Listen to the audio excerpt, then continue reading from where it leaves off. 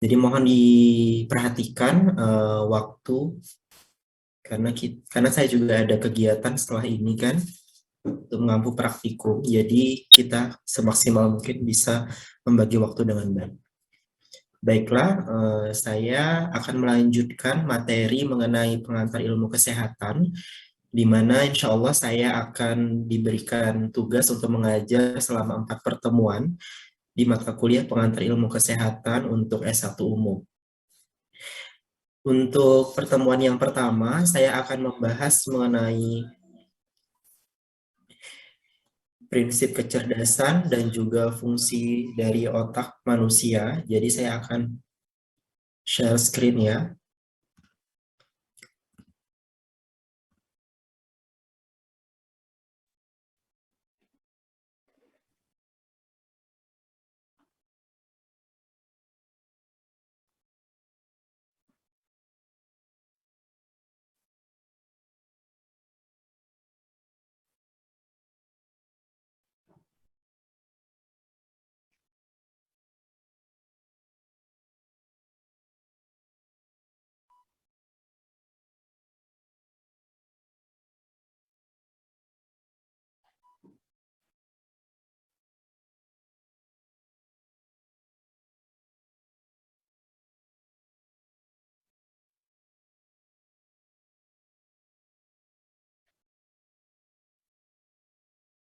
Baik, kita mulai saja. Sebelum mulai perkuliahan hari ini, marilah kita berdoa menurut agama dan kepercayaan kita masing-masing. Berdoa, saya persilahkan.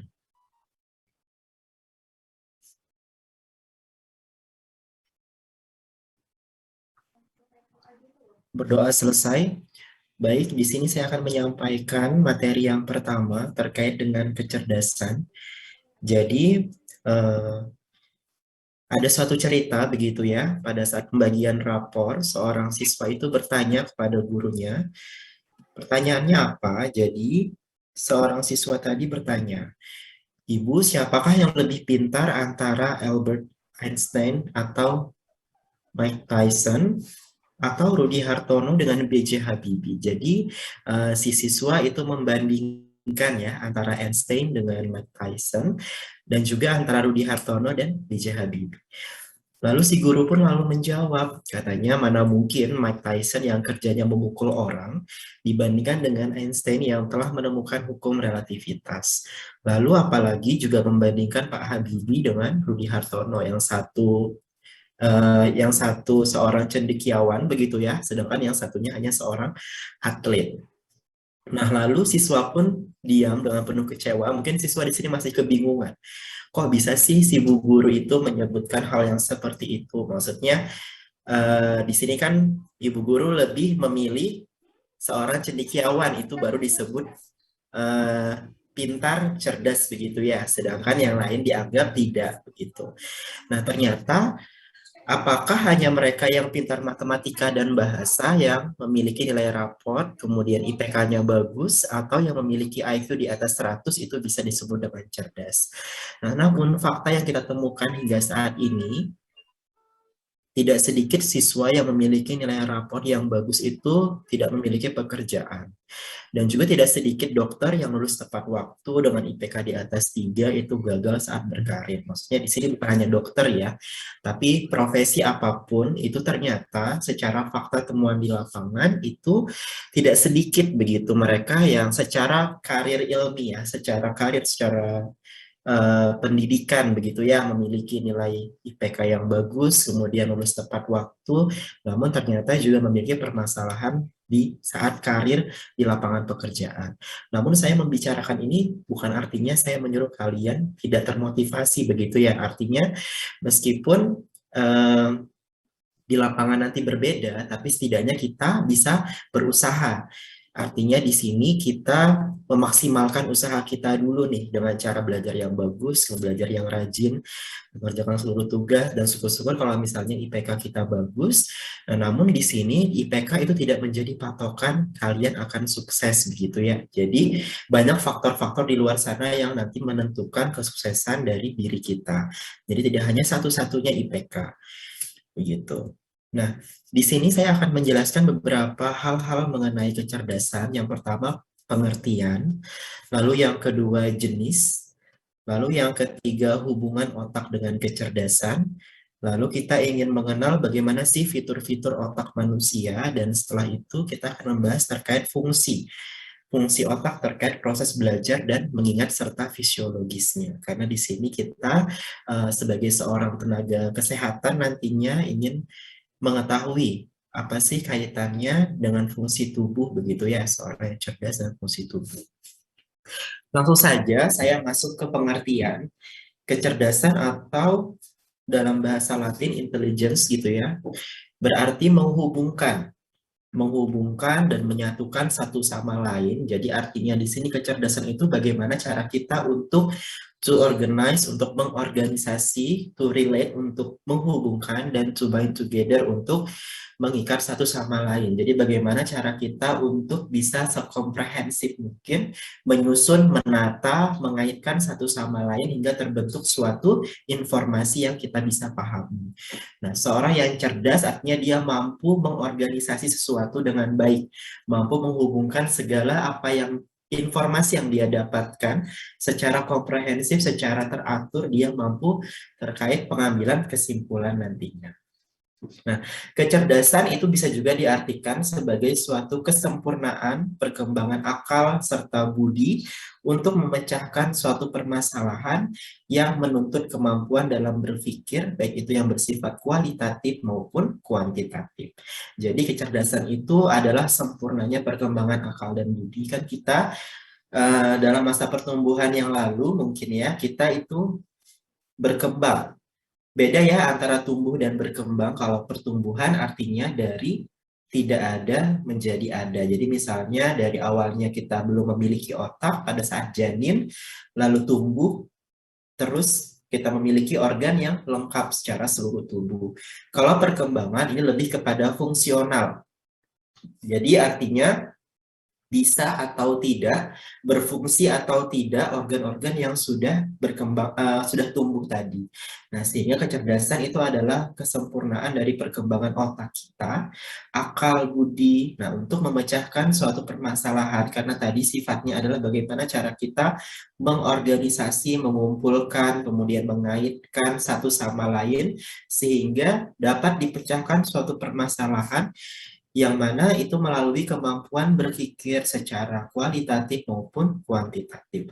Apa bedanya kualitatif dan kuantitatif? Nanti kalau kita belajar secara prinsip, kuantitatif itu adalah segala sesuatu yang bisa dihitung, bisa dibentuk secara angka.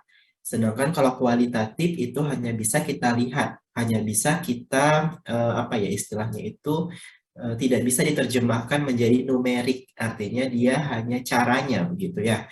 Nah, apa itu bedanya? Kalau berpikir secara kualitatif itu adalah bagaimana cara kita berpikir dalam membentuk konstruksi.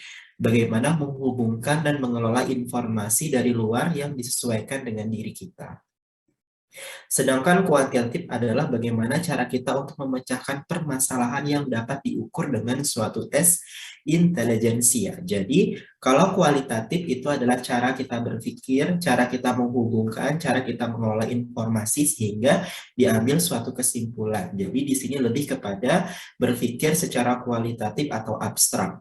Nah, sedangkan kuantitatif itu adalah proses belajar memecahkan permasalahan. Nah, prosesnya itu yang bisa dapat diukur, misalnya melalui tes IQ, kemudian melalui tes TPA, misalnya tes potensial akademik gitu ya, yang semuanya itu adalah hitung-hitungan, kemudian nanti ada scoringnya. Nah, itu adalah kecerdasan berpikir secara kuantitatif, sedangkan kualitatif itu prosesnya. Bagaimana caranya kita bisa menghubungkan, mengaitkan satu sama lain. Paham ya? Nah, Raymond Bernard Cattell itu pernah membagi jenis-jenis kecerdasan itu menjadi 4. Jadi awalnya prinsip kecerdasan itu terbagi atas 2 saja, yakni dari fluid sama kristal. Kalau fluid artinya mengalir, jadi kecerdasan itu sifatnya mengalir, artinya tidak kaku, tidak membeku. Sedangkan kristal itu ternyata dia juga bisa tertahan, bisa bisa apa ya? Artinya itu kayak compact gitu. Nah, lalu Tapi prinsip kecerdasan yang sudah dikemukakan oleh Raymond itu sudah mulai ditinggalkan. Nah, prinsip dunia modern itu sudah beralih kepada prinsip yang dikemukakan oleh beberapa psikolog di dunia, seperti William Stern, kemudian Daniel Goleman, dan Howard Gardner, itu sudah mengklasifikasikan kecerdasan yang sekarang seringkali kita kenal sebagai IQ, EQ, dan juga SQ. Jadi ada intelligent question, ada emotional question, ada spiritual question. Jadi konsep tiga kecerdasan ini yang saat ini lebih dikenal begitu ya oleh kita. Ada IQ, ada EQ, dan juga SQ. Nah, apa bedanya? Nah, tadi kalau yang dari Raymond, beliau membaginya menjadi fluid dan juga kristal. Jadi kalau fluid itu artinya kemampuan kecerdasan yang berasal dari faktor bawaan biologis yang diperoleh secara lahir dan terlepas dari pengaruh pendidikan, pengalaman yang bersifat tetap. Jadi kan tadi saya sudah bilang kalau yang konsep yang fluid itu dia tetap. Artinya di sini seseorang itu cerdas yang karena dari faktor bawaan biologis yang dia peroleh dari kedua orang tuanya, misalnya begitu.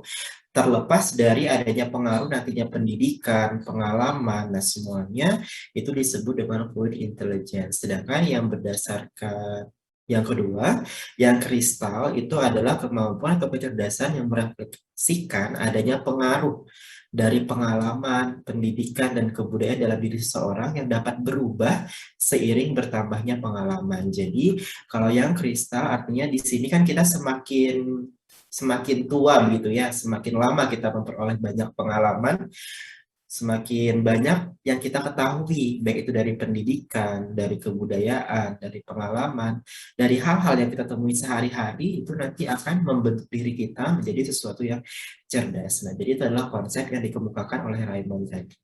Makanya kata orang kan makin tua, makin sering makan asam garam, makin banyak pengalamannya. Sehingga saya pun dengan kalian begitu. Jadi saya hanya lebih dulu belajar daripada kalian gitu. Saya lebih dulu tahu dibanding kalian sehingga saya di sini bisa menjelaskan, bisa uh, saling sharing begitu ya. Nanti kalian juga di masa yang akan datang tentunya lebih tahu dibanding adik kelas kalian sehingga itulah konsep kecerdasan yang akan berubah seiring dengan bertambahnya pengalaman, bertambahnya usia begitu. Nah, tadi sedangkan yang kita lebih dikenal saat ini adalah kecerdasan yang tiga tadi ya, IQ, SQ, dan juga EQ. Nah, kalau IQ itu apa? Kalau IQ adalah kemampuan mental yang melibatkan proses kognitif secara rasional dan menggunakan daya pikir dalam memahami situasi yang baru, logis, dan akademis. Kalau kita ngomongin IQ, berarti kita hanya berfokus pada bagaimana cara kita belajar terus gitu ya. Bagaimana cara kita untuk bisa berbahasa dengan baik, kosakata, begitu ya. Nah, jadi ada apa aja termasuk dengan IQ? Jadi IQ itu ada tiga kemampuan.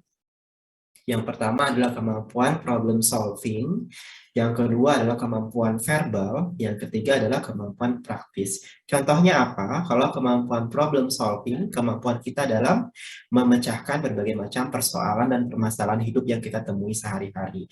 Bagaimana cara kita mengambil keputusan dengan tepat, bagaimana cara kita menyelesaikan masalah secara optimal dan menunjukkan pikiran yang jernih. Jadi ketika kita dapat persoalan, dapat permasalahan, kita memiliki kemampuan untuk memutuskan secara cepat, tepat, dan juga optimal.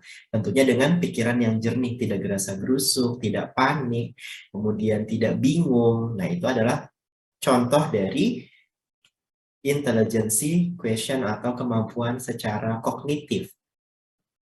Lalu yang kedua adalah kemampuan verbal. Dari katanya verbal berarti bagaimana cara kita berkomunikasi.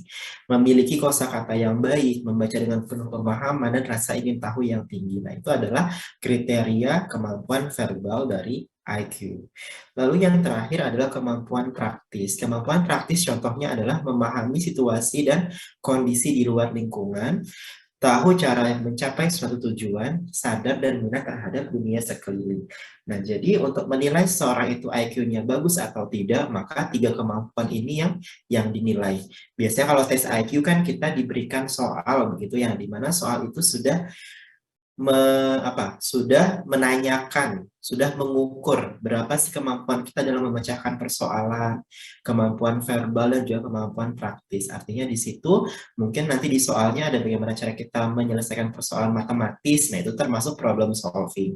Lalu kemudian bagaimana cara kita untuk memilih kosakata, misalnya kalau kita tes potensial akademik itu kan ada tuh yang bagian bahasa begitu ya, yang verbal, sinonim, antonim, kemudian apalagi itu. Ya begitulah banyak ya contoh-contoh soalnya. Nah itu kemampuan verbal. Kemampuan praktis misalnya nanti kita diberikan beberapa pertanyaan yang mana dari pertanyaan itu menggambarkan apakah kita sadar akan tujuan, kemudian akan minat terhadap lingkungan kita. Nah itu adalah contoh IQ.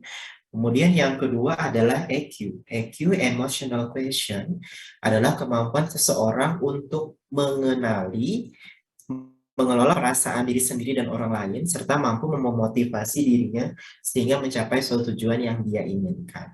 Dari asal katanya emosional berarti secara emosi. Jadi di sini tidak melibatkan logika. Kalau tadi IQ itu kan berpikir secara logis, kita memanfaatkan fungsi otak secara kognitif. Nah, sedangkan kalau EQ, emosional, itu bagaimana cara kita mengelola perasaan atau emosi. Apa yang termasuk dalam EQ? Jadi yang termasuk itu ada yang pertama kesadaran diri yang meliputi bagaimana dia memahami emosi diri. Artinya ketika dia sedih ya dia sedih, ketika dia bahagia begitu ya. Dia paham akan situasi dirinya sehingga dia mampu memunculkan, mampu mengekspresikan emosi secara tepat begitu kan. Kadang ada aja orang tuh yang sebenarnya dia tuh sedih tapi dia bahagia. Membingungkan sih, makanya biasanya kecerdasan emosional itu sangat dinilai dari bagaimana cara dia mengekspresikan eh, kondisi dirinya begitu. Percaya diri juga termasuk dalam konsep EQ, emotional quotient. Lalu yang kedua adalah pengaturan diri. Bagaimana mampu bersikap toleran terhadap stres, cemas, dan frustasi, mampu mengendalikan rasa marah dan agresif, serta memiliki perasaan yang positif. Nah, jadi ternyata disebutkan bahwa seseorang yang mampu mengatur dirinya dengan baik, maka itu memiliki EQ yang bagus. Jadi ketika dia menghadapi permasalahan, stres, cemas, dan frustasi, dia mampu bersikap tidak mudah putus asa, begitu ya. Dia positive thinking. Artinya dia mampu untuk menghadapi semuanya. Artinya dia mampu mengendalikan dirinya secara tepat. Kemudian ketika dia harus marah, dia juga mampu mengendalikan rasa marahnya, tidak berlebihan, sesuai dengan apa yang sesuai dengan kadarnya, tingkat kemarahannya begitu.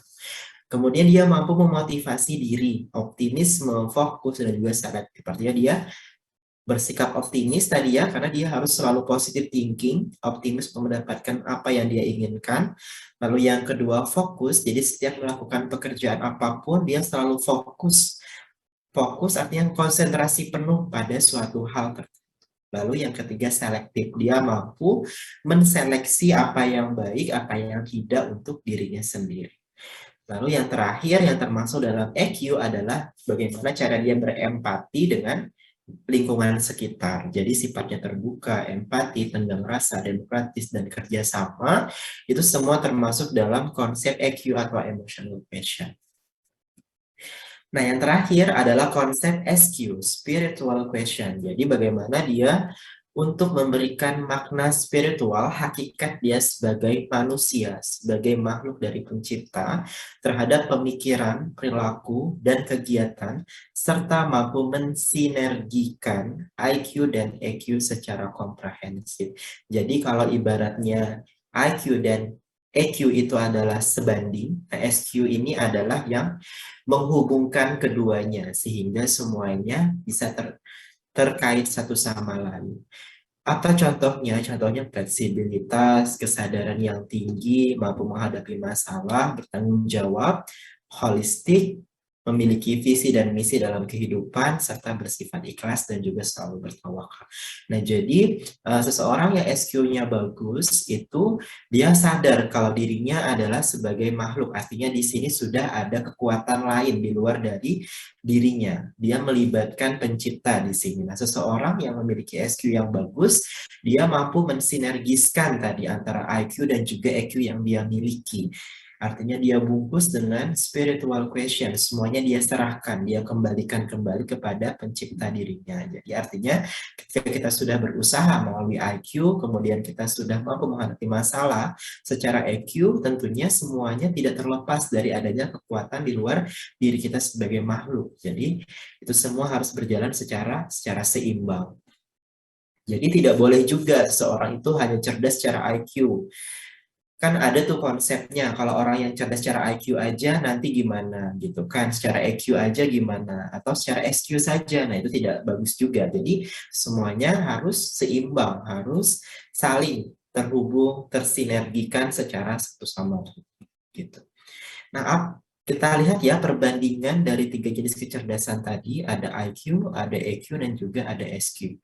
Nah, secara struktur, IQ itu dipengaruhi oleh sistem persyarafan, karena kan dia langsung pada otak gitu ya, IQ dan juga EQ. Namun nanti ada bagian-bagian yang berbeda. Sedangkan kalau SQ itu sudah ada di situ. Kalau SQ itu sudah kayak ada keterlibatan alam bawah sadar kita. Jadi tidak secara sadar itu kita kendalikan gitu. Nah, cara berpikirnya kalau IQ itu serial, EQ itu asosiatif, kalau SQ itu unitive.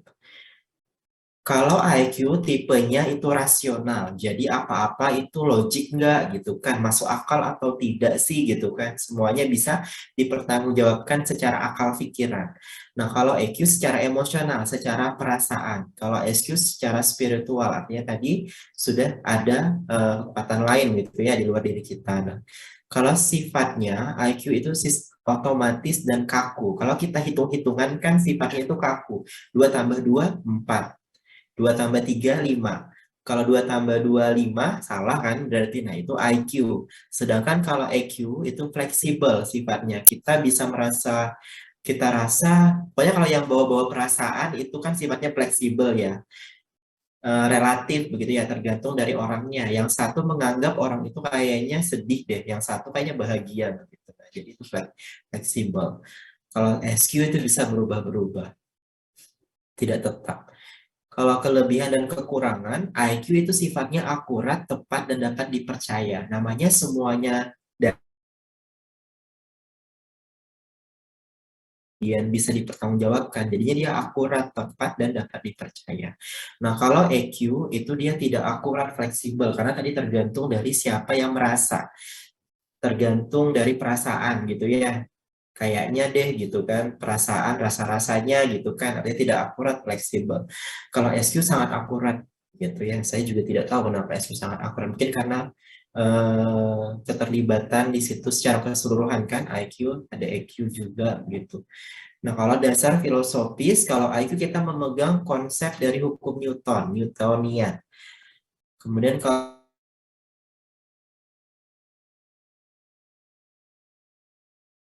konsepnya ketimuran itu lebih kepada sadar akan ada kehidupan lain begitu ya, ada kalau respon naluriah terkondisi, contohnya apa? Kalau IQ itu sistem pernafasan, refleks pengaturan tekanan darah. Kalau EQ itu menghubungkan rasa lapar dengan nasi, ibu dengan cinta, rumah dengan nyaman. Kalau SQ itu makna hidup, makna persaudaraan, dan juga makna cinta. Kemudian kalau dari mesin, IQ itu bisa seperti komputer seri, kalau EQ itu komputer analog. Nah, kalau IQ itu proses belajar tidak bisa belajar, dapat dipelajari juga. Proses psikolog prapersonal, artinya di dalam diri seseorang. Personal hanya antar per orang, transpersonal antar orang, tapi lebih banyak lagi. Jadi ini adalah perbandingan tiga jenis kecerdasan antara IQ, EQ, dan juga SQ. Mungkin ada beberapa yang memang kita sulit untuk mendeskripsikan secara nyata begitu ya. Cuman yang terpenting di sini adalah bahwa IQ dan juga EQ dan SQ itu ada perbedaan yang cukup signifikan begitu ya, terutama di bagian sifatnya. Karena tadi IQ itu sifatnya otomatis dan kaku karena sifatnya hitung-hitungan. Nah, sedangkan EQ itu fleksibel dan SQ itu dapat berubah-ubah tergantung dari perasaan seseorang. Nah, lalu jenis kecerdasan mana sih yang paling berperan penting? Tadi ada kecerdasan IQ, EQ, dan juga SQ. Nah, menurut berbagai ahli, IQ hanya menyumbang 5-10% dalam kesuksesan hidup seseorang. Sedangkan sisanya adalah kombinasi dari berbagai faktor yang terkait dengan EQ dan juga SQ. Nah, jadi tadi yang di awal, seseorang yang secara pendidikan tinggi, IPK tinggi, kemudian nilainya selalu bagus begitu ya, tidak menjamin dia bisa sukses di lapangan pekerjaan. Karena ternyata menurut para ahli, IQ itu hanya menyumbang 5-10%. Sisanya adalah kombinasi dari EQ dan juga SQ. Kita bisa bayangkan, seseorang yang sangat pintar, tapi dia tidak memiliki tapi tidak bagus gitu ya secara spiritual dan emosinya. Jadi dia kaku, dia tidak bisa berkomunikasi dengan baik dengan orang lain, dia eh, tidak bisa berhubungan begitu dengan baik, dia tidak bisa mengelola emosinya, dia tidak bisa mengendalikan ketika dia marah banget begitu ya, ketika dia sedih banget, itu semua tidak nyaman, sangat mengganggu sekali dengan lingkungan sekitarnya, sehingga sulit juga karena kan kalau kita kita cara kita untuk sukses tentunya itu terkait dengan berbagai macam pihak, tidak ada yang sukses secara sendirian begitu. Seorang pengusaha yang sukses sekalipun pasti dia ditunjang oleh karyawan-karyawan di bawahnya begitu. Jadi benar, sehingga kesuksesan itu kuncinya adalah IQ, EQ, dan juga SQ. Jadi semuanya terlibat satu sama lain. Nah, yang paling baru adanya konsep baru kecerdasan yang menyebutkan adanya 7 jenis kecerdasan. Yang pertama tadi konsep dari Raymond itu 2 kecerdasan, kemudian dari beberapa psikolog dunia ada 3 kecerdasan, IQ, EQ, dan juga SQ. Nah, yang paling baru itu disebut dengan kecerdasan majemuk atau multiple intelligence.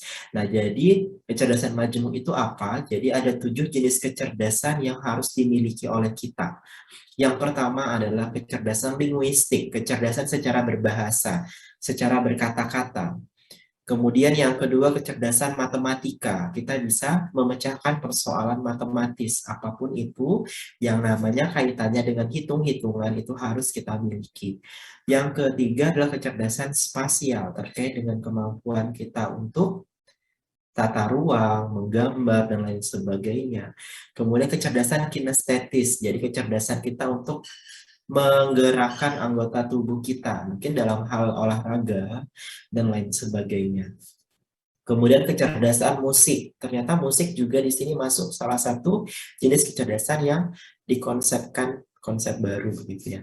Dan yang terakhir adalah kecerdasan intra dan interpersonal. Bagaimana cara kita masuk dan juga keluar dari dalam diri kita. Intrapersonal artinya kita bagaimana cara mengelola diri kita sendiri, tentang bagaimana cara kita mengelola emosi, bagaimana cara kita untuk mengatur manajemen waktu kita, mengatur hidup kita. Sedangkan interpersonal adalah bagaimana cara kita untuk berkomunikasi dengan orang lain, melibatkan berbagai macam kelompok sosial. Nah, itu harus kita miliki 7 jenis kecerdasan ini. Paham ya terkait kecerdasan? Jadi kecerdasan tadi adalah bagaimana cara kita mengorganisasi sesuatu, memanage, kemudian mengkaitkan satu sama lain sehingga terbentuk suatu kesimpulan, yang mana kesimpulan itu kita gunakan untuk memecahkan berbagai macam persoalan yang kita hadapi.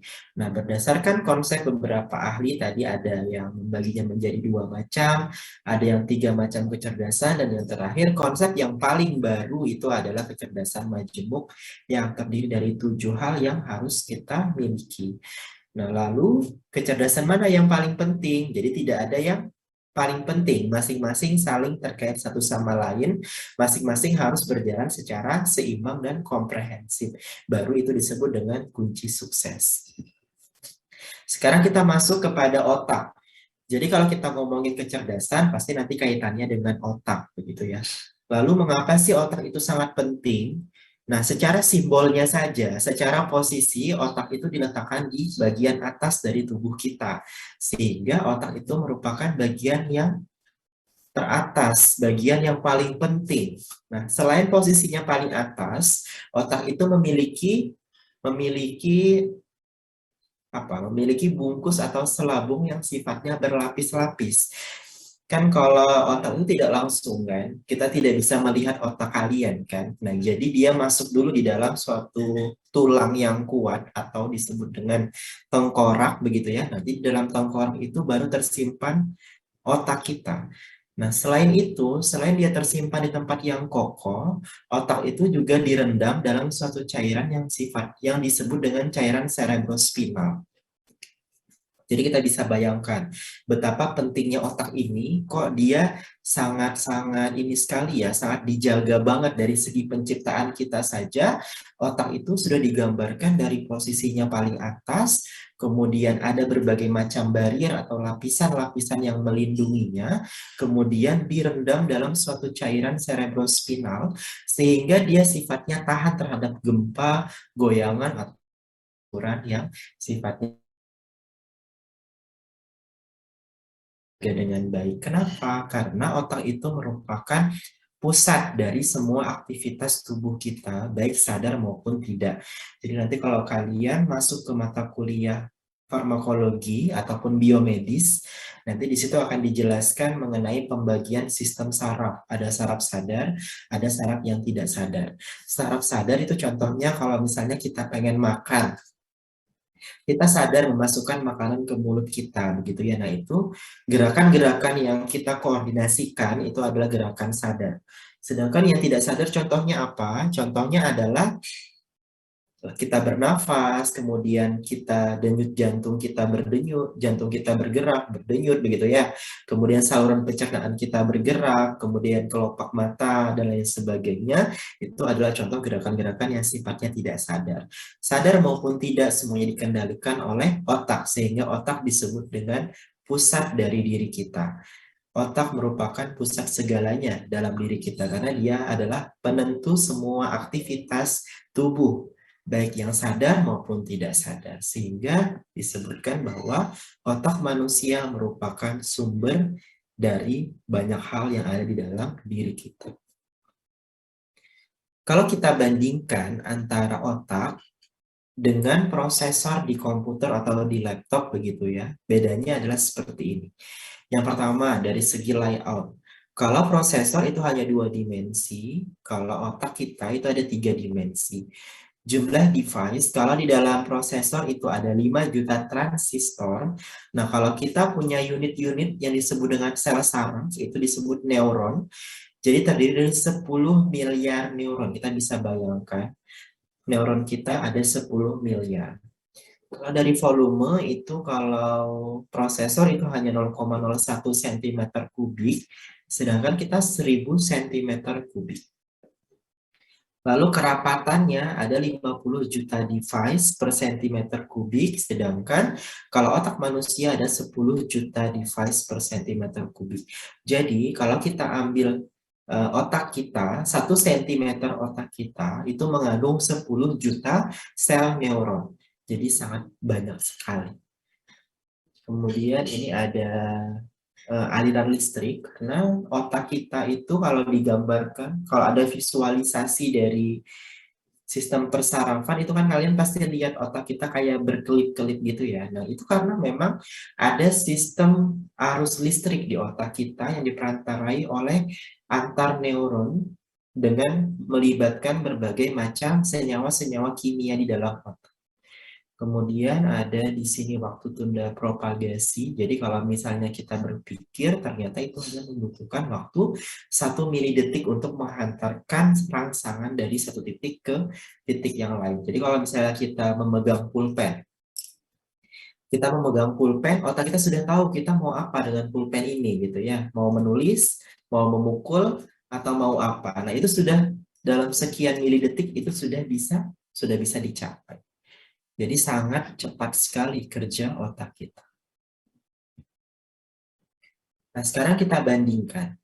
Nah, berat otak manusia itu kalau kita timbang tanpa cairannya dan tanpa batoknya, itu beratnya sekitar 1.400 gram atau 1,4 kilogram begitu ya, atau 2% dari berat badan kita. Lalu volume otak kita itu kapasitasnya adalah 2.000 cm3 volume otak kita. Jadi tidak ada hubungan langsung antara berat otak dengan tingkat kecerdasan seseorang. Artinya, kalau otak kita besar itu tidak menjamin kita cerdas gitu ya.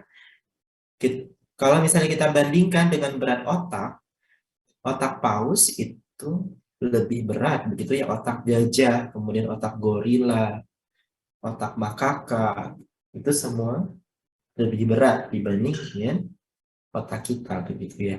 Nah, kemudian kalau dari segi kapasitas pertambahan volume itu menunjukkan perkembangan spesies ke arah yang lebih tinggi.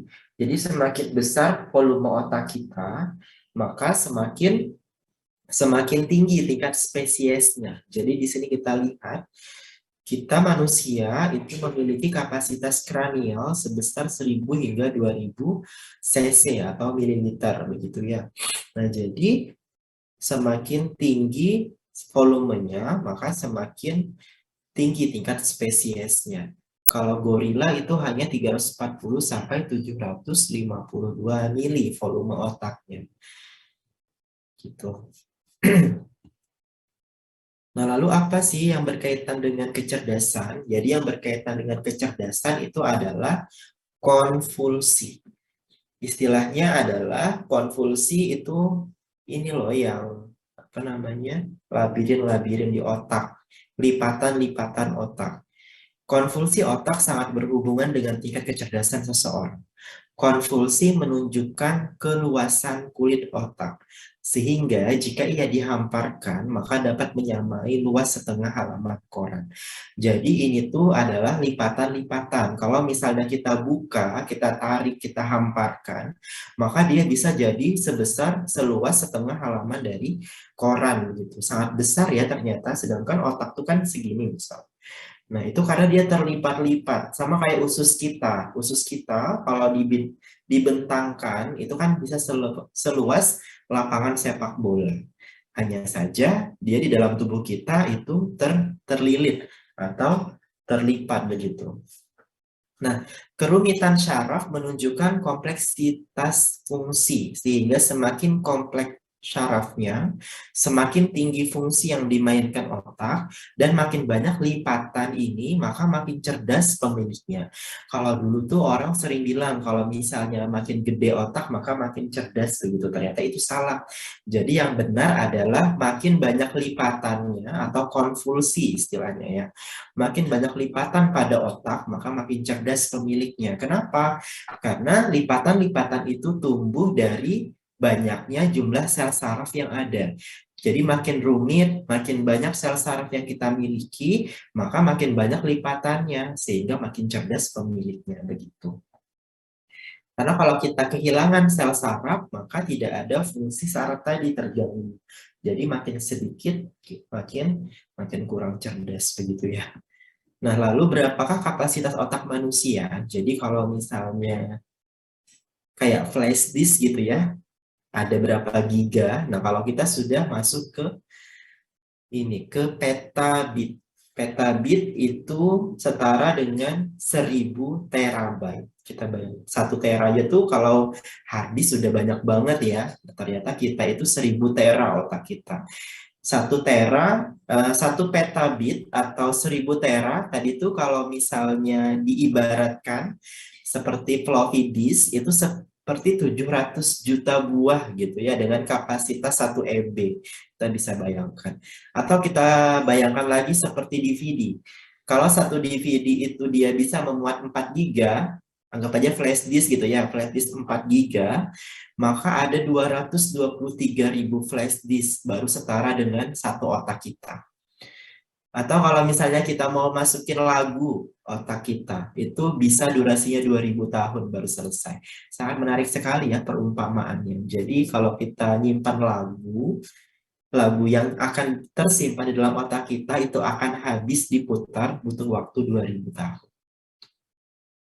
Jadi informasi yang diterima otak pada orang yang berusia 60 tahun, kalau misalnya kita kalikan 10 pesan saja, 60 tahun kali 365 hari, kali 24 jam, kali 60 menit, kali 60 detik, kali 10 pesan. 10 pesan, 1 menit gitu ya.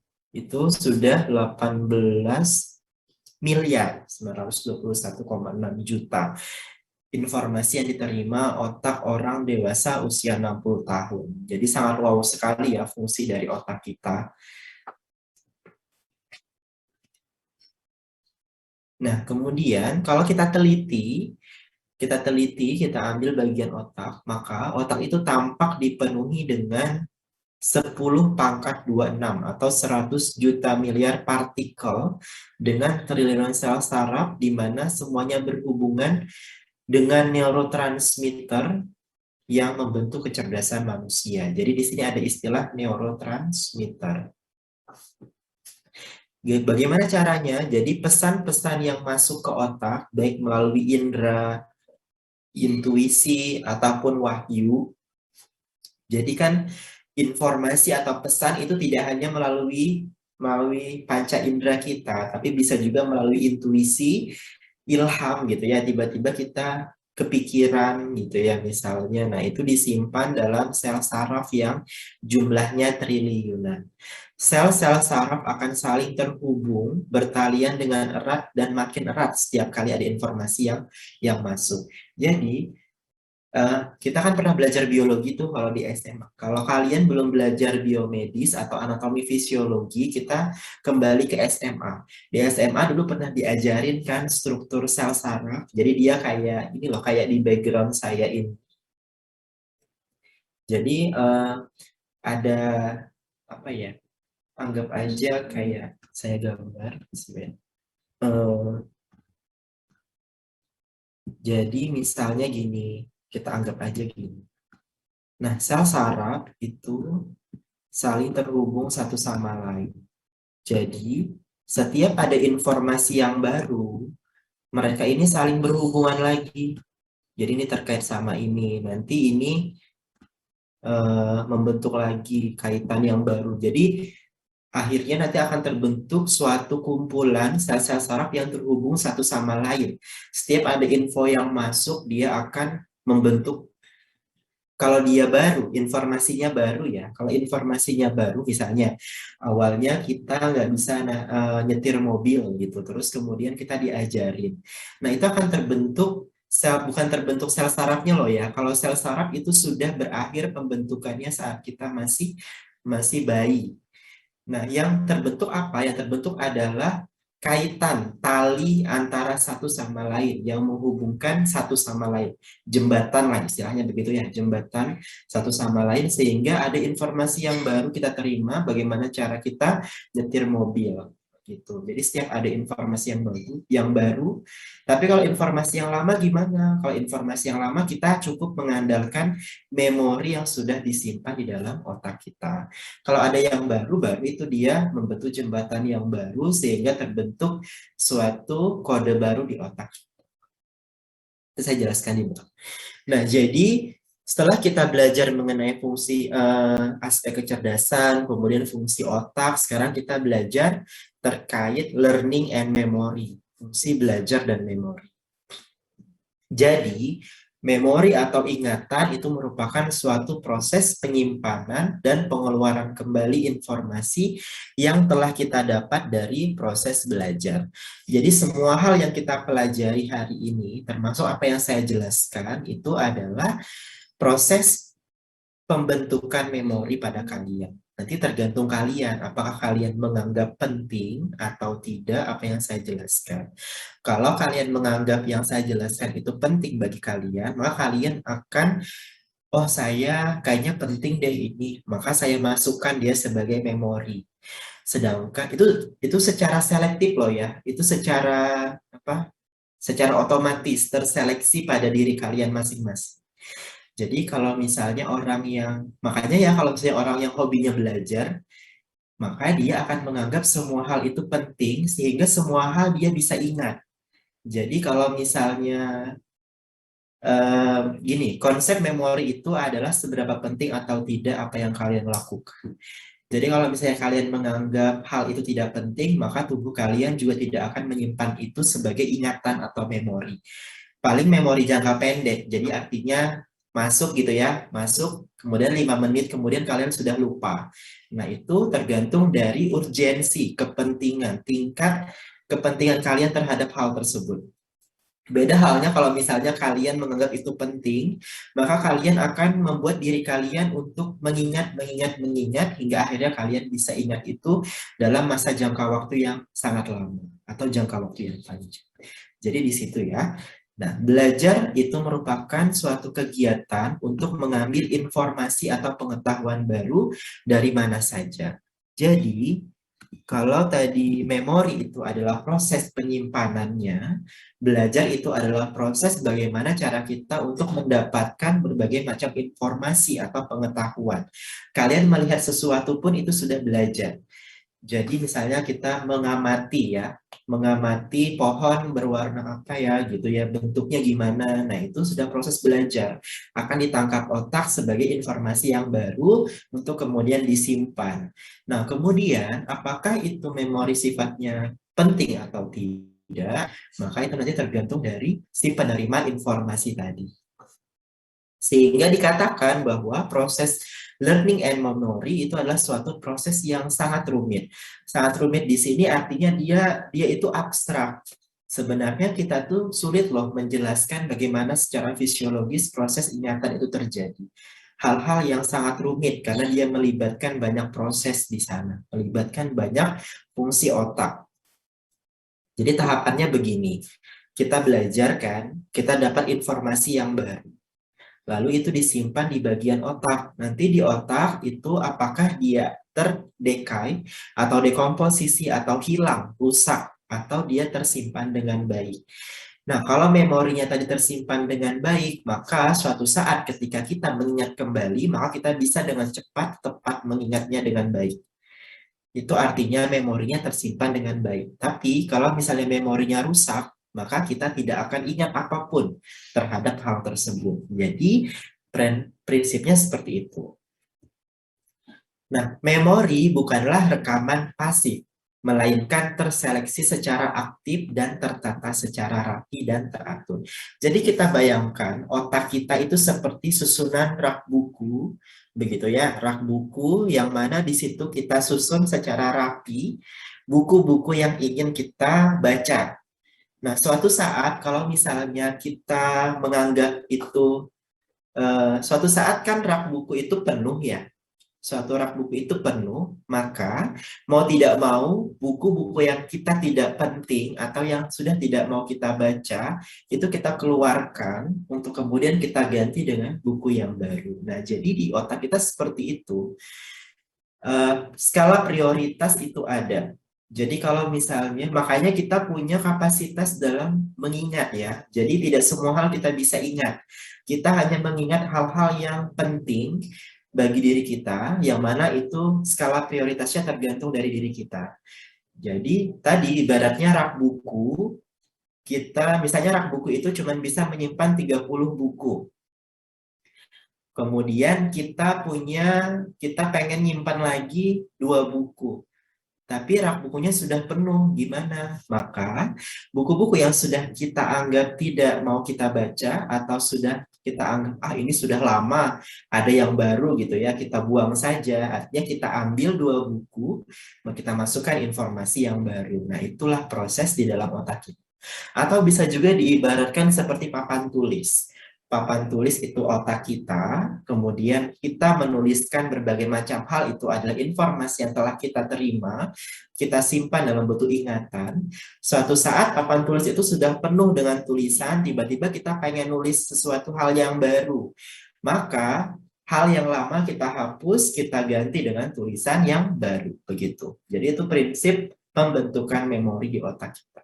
Semuanya diatur oleh bagian otak yang namanya hipokampus. Jadi hipokampus itu adalah bagian otak yang berperan penting dalam proses pembentukan memori.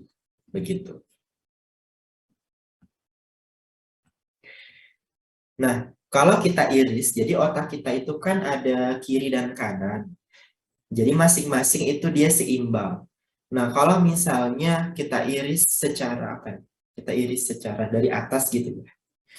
Nah, kita ambil bagian tengah-tengahnya, itu ada bagian hipokampus yang bentuknya itu seperti bentuk huruf C, tapi dia C terbalik gini. Nah, kalau dulu ya pengalaman saya kebetulan riset S3 saya terkait kecerdasan, tapi pada hewan coba. Nah, jadi waktu itu saya ambil otak dari hewan coba, mencit gitu ya, saya ambil otaknya, kemudian saya bedah, saya ambil bagian hipokampusnya. Jadi hipokampus itu sangat kecil, tapi peranannya sangat besar sekali. Dialah area yang membentuk ingatan seseorang, sehingga ini bagian kecerdasan terkait di sini semua. Jadi hipokampus itu kalau pada mencit ya, itu kita ambil, ternyata dia hanya seperti kacang, kacang itu masih gedean kacang. Kacang itu kita bagi dua lagi, jadi dia sangat kecil banget, tapi fungsinya sangat luar biasa. Itulah apa ya istilahnya itu begitu sempurnanya ciptaan Tuhan gitu ya, kecil banget tapi dia efeknya sangat besar. Kalau itu rusak maka orang itu akan mengalami amnesia. Hipokampus ini rusak, orang itu akan mengalami Alzheimer atau pikun. Nah, jadi ini yang berperan dalam proses pembentukan ingatan. Nah, pembentukan memori tadi gimana? Jadi pembentukan memori itu adalah terjadi karena adanya rangsangan sensoris. Jadi kita menerima informasi, kita memegang pulpen, kita melihat sesuatu, itu kan ada proses penjalanan sel saraf kita. Ini tadi yang saya bilang, kalau di visual-visual, itu divisualisasikan, terjadi kelap-kelip gitu ya di otak kita. Nah, itu memang benar karena ada arus listrik di sana yang terjadi antara sel saraf satu dengan sel saraf yang lain. Nah, ini kita sebut percabangan. Ini ada cabang-cabangnya kan, tadi yang saya gambarkan. Nah, semakin kompleks cabang-cabangnya itu, maka semakin cerdas seseorang itu. Yang membentuk lipatan-lipatan yang tadi disebut dengan konvulsi. Nah, jadi rangsangan sensoris kemudian diterima oleh otak, lalu terjadi penjalaran neuron. Jadi kalau kayak arus listrik gitu, berantai, A, B, C, A, B, B ke C, C ke D, sampai ujung, sampai akhirnya kita kembali mengingat sesuatu. Nah, itu adalah proses pembentukan memori. Lalu gimana sih konsepnya memori itu bisa kita ingat kembali? Jadi ternyata ketika kita sudah mengingatnya, maka di dalam sel saraf kita itu kayak terbentuk suatu jalur khusus. Misalnya ingatan tentang nama kita sendiri gitu ya. Kita tahu nama kita itu karena kita mengingatnya karena adanya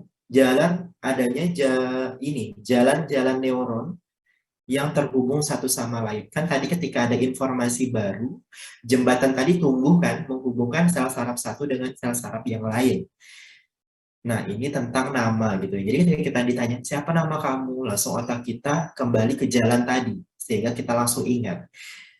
Nah, seseorang itu makin ingat ketika itu informasi tadi akan diulang-ulang. Jadi kalau kita belajar, kita mengulang-mengulang terus, maka proses pembentukan jalannya itu makin tebal. Gini ya, apa ya? Kita bisa bayangkan kalau kita berjalan di atas lumpur. Jangan lumpur deh, kalau lumpur nanti anggapannya sangat cair ya. Misalnya ada tanah liat deh. Tanah liat itu kan mudah dibentuk ya. Sifatnya plastisin gitu ya. Plastis. Nah, kalau kita tekan, akan meninggalkan bekas. Kita tekan jari kita, maka akan terjadi bekas jari kita. Nah, semakin dalam bekas jari yang kita tinggalkan, itu maka semakin dalam memori yang kita ingat. Makanya biasanya kalau kita tekan terus, dia akan semakin dalam kan bekas jari kita. Maka untuk kembali maka jejak itu akan nampak jelas begitu. Begitu juga di otak kita. Semakin sering kita mengulang informasi yang sama, semakin kuat jembatan yang terbentuk antara sel saraf satu dengan sel saraf yang lainnya. Sehingga semakin kuat daya ingat kita. Beda halnya kalau plastisin tadi kita cuma tekan sedikit, tiba-tiba dia kembali ke bentuknya tanpa ada jejak, maka kita tidak tahu, oh ternyata tadi kita sudah belum ya memegang plastisin tadi, kok tidak ada sih bekasnya gitu kan. Nah, kalau misalnya kita mengulang terus, maka nanti akan terbentuk jejak yang jelas. Begitupun dengan konsep memori. Lalu pengklasifikasian memori itu terbagi menjadi dua, bisa berdasarkan isi atau jenisnya, bisa berdasarkan waktunya. Kalau berdasarkan jenisnya ada memori episodik, ada semantik, dan prosedural. Kalau episodik itu berkaitan dengan yang sifatnya matematis, logik, hitung-hitungan. Kalau semantik itu kaitannya dengan perasaan, seni, semuanya di sini. Kalau prosedural itu kaitannya dengan berbagai macam hal yang sifatnya prosedural. Nanti kalau misalnya kalian ke laboratorium atau kalian eh, praktikum, nanti kan ada prosedur yang harus kalian pahami, yang harus kalian hafalkan. Oh, yang pertama saya ambil apa dulu, yang kedua saya ambil apa, lalu yang ketiga saya campurkan. Nah, itu ingatan-ingatan prosedural itu diatur sendiri yang disebut dengan memori prosedural. Ada orang-orang yang sulit sekali memahami prosedur, misalnya bingung gitu ya. Nah, berarti itu ada kaitannya dengan kemampuan dia dalam mengingat prosedur. Kemudian yang kedua adalah dibagi berdasarkan waktu. Ada memori jangka pendek, ada memori intermediate, ada memori jangka panjang. Kalau memori jangka pendek itu hanya skala detik hingga menit. Kalau memori intermediate itu jam sampai hari, kalau memori jangka panjang itu bulan hingga seumur hidup, hingga tahunan. Jadi ini tergantung dari tadi prioritas kalian. Kalian menganggap ini penting atau tidak, itu akan mempengaruhi ingatan kalian. Misalnya, oh kayaknya ini nggak penting, berarti dia cukup sebagai memori jangka pendek saja. Selebihnya kalian dalam habis hitungan menit kalian akan lupa. Sedangkan kalau memori jangka panjang, kalau misalnya kalian menganggap itu suatu hal yang urgent, yang penting, yang prioritas, maka kalian akan ingat itu seumur hidup. Seperti nama misalnya, kita ingat seumur hidup kita ya. Makanya kalau misalnya orang amnesia, salah satu cirinya adalah dia tidak ingat lagi nama dia karena adanya kerusakan pada bagian hipokampus tadi. Nah, ini kalau dijelaskan secara skema, maka ini ada info masuk, maka akan ditangkap oleh sel sensori. Nah, kalau misalnya kita menganggap itu sebagai suatu hal yang perlu disimpan atau tidak, maka dia akan diteruskan menjadi memori, working memory. Nah, kalau sudah cukup di sini, maka adalah fase kita untuk forgetting atau melupakan. Makanya tadi ada proses penghancuran memori atau decay tadi ya. Nah, kemudian kalau misalnya itu penting, maka diteruskan ke long term memory atau memori jangka panjang. Memori jangka panjang pun itu bisa dilupakan kalau memang itu sudah dianggap tidak penting lagi bagi si penerima informasi tadi. Nah, retrieval ini adalah proses pengambilan kembali memori atau ingatan yang sudah kita simpan. Jadi misalnya kalian pasti masih ingat kan masa-masa SMA, SMP, SD, tapi itu terbatas apa yang kalian anggap itu penting atau berkesan bagi diri kalian. Hal-hal lain yang tidak berkesan itu saya pun sudah lupa begitu ya. Jadi itu terkait dengan skala prioritas tadi. Karena tadi prinsipnya otak kita seperti rak buku atau seperti papan tulis, di mana seumur hidup kan kita perlu menyimpan informasi baru. Maka informasi yang lama itu akan dihapus secara otomatis di otak kita untuk menyimpan informasi yang baru. Jadi sangat unik sekali ya fungsi otak kita. Kalau dulu tuh teman-teman saya tuh bilang kalau misalnya lupa itu berarti lupa naruh kuncinya. Karena anggapannya otak kita tuh seperti locker yang mana kita menyimpan informasi sudah kita simpan di locker-locker gitu ya. Tiba-tiba kita butuh, oh saya butuh informasi untuk mata kuliah dulu saya pernah belajar cara ini gitu ya. Tiba-tiba kita lupa. Ternyata kuncinya tidak ada. Kita tidak bisa membuka informasi yang sudah kita simpan. Sehingga kita tidak tahu, kita bingung begitu. Kalau kita sudah menyusun dengan rapi, maka kita akan dengan mudah mengingatnya dengan baik. Nah, kalau kita kaitkan dengan kesehatan atau kita, farmasi, maka kita akan berbicara mengenai konsep molekulernya. Jadi di dalam otak kita, itu ada yang namanya prinsip persinyalan molekuler. Jadi dalam otak kita itu ada yang namanya berbagai macam protein yang semuanya itu berkaitan dengan fungsi pembentukan memori dan kecerdasan. Nanti mungkin akan lebih detail dijelaskan di di biomedis. Biomedis atau nanti kalau di farmakologi juga bisa ada kalau membahas terkait obat-obatan sistem saraf. Nanti akan ada kaitan. Lalu kemudian saya next saja kalau begitu ya, karena kita hanya pengantar, jadi kita cukup tahu. Nah, beberapa neurotransmitter itu terlibat dalam pembentukan memori. Kalian tahu neurotransmitter?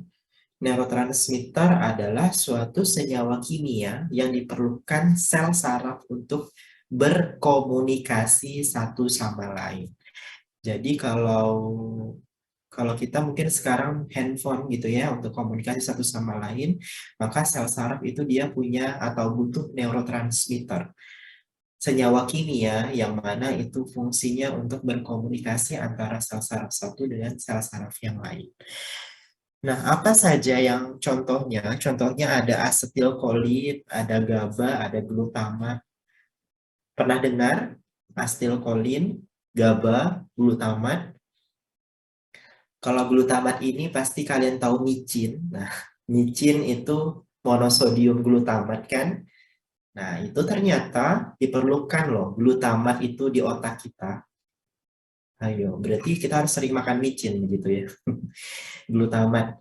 Nah, jadi apa fungsinya? Glutamat itu fungsinya adalah berfungsi dalam proses sinaptogenesis. Jadi dia berfungsi untuk membentuk sinap-sinap pada sel saraf. Jadi tadi sel saraf itu kan berdiri sendiri. Nah, sinap ini adalah jembatannya tadi. Jadi jembatan-jembatan yang digunakan untuk menghubungkan antara sel saraf satu dengan sel saraf yang lain itu butuh neurotransmitter glutamat. Di mana tadi kan kalau pembentukan jembatannya cepat, maka proses mengingatnya juga cepat, proses belajarnya berhasil. Lalu dia juga berperan sebagai plastisitas sinap. Jadi kalau berbicara mengenai otak, memori, sel saraf, itu kita berbicaranya plastisitas, bukan elastisitas. Tahu kan bedanya? Kalau elastisitas kita pencet, dia bisa kembali ke bentuk semula. Kalau plastisitas, harapannya kita pencet, dia tidak kembali lagi. Kenapa? Karena tadi yang saya analogikan, kalau kita membentuk tanah liat, harapannya kita tetap bentuknya seperti itu. Jangan dia kembali ke bentuk asal, karena tadi untuk mengingat kita butuh jejak yang lama.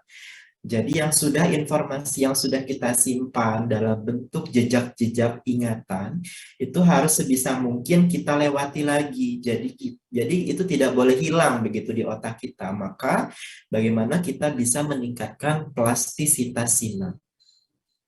Kalau GABA itu kaitannya dengan fungsi penenang. Kalau asetilkolin tadi fungsinya juga sama terkait dengan proses belajar dan membentuk memori. Selain neurotransmitter, juga ada beberapa protein yang terkait dalam pembentukan memori. Contohnya ada neurotrophin dan juga brain derived neurotrophic factor atau BDNF. Apa fungsi dari protein-protein ini? Jadi protein-protein sinaptik berperan penting dalam mendukung perkembangan, diferensiasi, pemeliharaan, plastisitas, dan daya tahan hidup sel saraf. Jadi, sel saraf yang ada di dalam otak kita itu tidak bisa hidup sendiri. Dia butuh pendukung. Pendukungnya apa? Pendukungnya neurotropin dan brain derived neurotrophic factor ini. Nah, jadi untuk bisa berfungsi dengan baik, dia butuh protein sinaptik. Lalu apa saja sih faktor-faktor yang bisa mempengaruhi intelijensia kita? Jadi ada genetik, ada lingkungan, dan juga ada nutrisi. Kalau genetik itu artinya kecerdasan itu turunan gitu ya. Ada yang bilang kayak gitu. Tapi itu tidak serta-merta. Jadi belum tentu kok orang tuanya pintar, anaknya juga pintar begitu ya. Atau belum tentu orang tuanya tidak pintar, anaknya juga tidak pintar. Semuanya bisa dipengaruhi oleh lingkungan dan juga nutrisi. Lingkungan itu apa? Contohnya lingkungan ini adalah bagaimana lingkungan ini kan sangat apa ya? Sangat bisa mempengaruhi kita begitu. Kita hidup di lingkungan yang seperti apa. Kalau lingkungan kita malas untuk belajar, maka kita akan terbawa suasana itu sehingga kita juga malas untuk mengingat, malas untuk belajar, otomatis informasi yang kita dapatkan sedikit. Otomatis juga fungsi ingatan kita tidak sebagus orang yang sering belajar begitu. Nah, kemudian kalau nutrisi, nutrisi ini penting kaitannya dengan asupan berbagai macam zat gizi yang kita perlukan. Jadi tadi kan untuk bisa pembentukan memori kan kita perlu glutamat, GABA, asetilkolin. Nah, ini tuh butuh bahan baku. Nah, bahan bakunya itu kita peroleh dari nutrisi kita sehari-hari. Begitu. Kemudian kalau lingkungan juga, kenapa lingkungan bisa mempengaruhi intelijensi ya? Tadi selain dari gaya hidup ya, kemudian proses pembelajaran, itu semua dari lingkungan kan. Kalau lingkungan kita bagus, maka kita juga akan bagus. Kalau pendidikan orang tua kita ke kita itu bagus, maka kita juga akan bagus. Misalnya orang tuanya, kamu harus belajar setiap hari 2 kali, misalnya dalam waktu 2 jam sehari gitu kan. Nah, maka kebiasaan-kebiasaan itu secara tidak langsung akan membentuk kita menjadi pribadi yang juga memiliki intelijensia yang bagus. Karena tadi konsep kecerdasan dan memori itu adalah bagaimana cara kita mendapatkan informasi sebanyak-banyaknya dan kita mengulang-ulang hingga kita bisa dengan mudah untuk mengulang kembali atau mengambil kembali memori yang sudah kita simpan. Begitu. Kalau nutrisi apa? Nutrisi kalian pernah dengar kan kalau misalnya orang bilang kalian harus sarapan loh kalau pagi gitu kan. Karena untuk belajar itu butuh konsentrasi. Ya iya, karena otak kita itu mengkonsumsi glukosa hampir sebagian besar dari yang kita miliki di dalam tubuh. Jadi otak kita itu sangat capek, jadi dia butuh glukosa yang sangat banyak sebagai bahan energinya. Makanya kita perlu sarapan pagi misalnya gitu ya. Selain mengasup glukosa, kita juga memberikan asupan oksigen agar bisa mengalir ke otak dengan baik, sehingga fungsinya bisa berjalan dengan baik. Jadi otak itu organ yang dia butuh bahan bakar sangat banyak dari organ lainnya di dalam tubuh kita. Karena tadi fungsinya sangat berat. Dia mengkoordinir ya seluruh anggota tubuh kita. Dia kemudian selain mengkoordinir anggota tubuh, dia juga nanti berperan dalam proses belajar dan mengingat tadi. Apalagi kita seorang mahasiswa yang setiap hari belajar gitu ya, sudah dijadwalkan kuliah. Nah, itu berarti fungsi otak kita sangat-sangat terkuras banget energinya. Sehingga butuh nutrisi yang cukup dan juga tepat. Lalu kesimpulannya apa? Jadi tadi kecerdasan adalah kemampuan kita untuk mengorganisasikan, menghubungkan, dan mengkaitkan satu sama lain sehingga setiap informasi yang kita terima itu bisa kita olah menjadi respon atau kesimpulan yang digunakan untuk memecahkan berbagai macam persoalan di dalam hidup kita. Lalu ada 3 jenis kecerdasan tadi ya yang telah diperkenalkan oleh ahli, yang mana ketiganya itu saling terkait satu sama lain, sehingga seseorang itu bisa dikatakan cerdas ketika IQ, EQ, dan juga SQ-nya itu seimbang dan saling terkait satu sama lain. Otak dengan fiturnya yang kompleks itu menjadi pusat dari tubuh kita manusia yang berperan penting dalam kecerdasan pada manusia. Hubungan dan komunikasi yang sara yang sempurna antar sel-sel saraf dalam otak akan membentuk kecerdasan tadi ya. Yang saya bilang kemampuan saraf satu dengan yang lain membentuk jembatan-jembatan sehingga terjadi suatu jalinan yang sangat kompleks itu mempengaruhi tingkat kecerdasan kita. Lalu yang terakhir, proses belajar dan mengingat itu melibatkan banyak proses di otak, sehingga tadi disebut sebagai proses yang sangat rumit. Di antaranya itu dia melibatkan sistem neurotransmitter yang tadi ada asetilkolin, ada GABA, kemudian ada asetilkolin, GABA, dan glutamat, serta protein sinaptik. Nah, itu adalah kesimpulan yang bisa kita tarik dari penjelasan saya mengenai kecerdasan hari ini. Insya Allah minggu depan kita akan bertemu, saya akan menjelaskan mengenai faktor internal yang memicu terjadinya gangguan kesehatan pada kita. Oke, sekian yang bisa saya sampaikan. Saya persilahkan untuk diskusi jika ada hal-hal yang ingin ditanyakan terkait mata kuliah saya hari ini.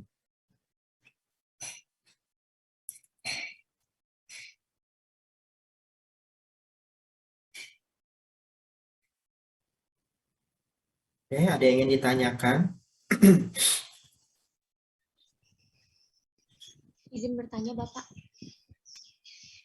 Ya, silakan.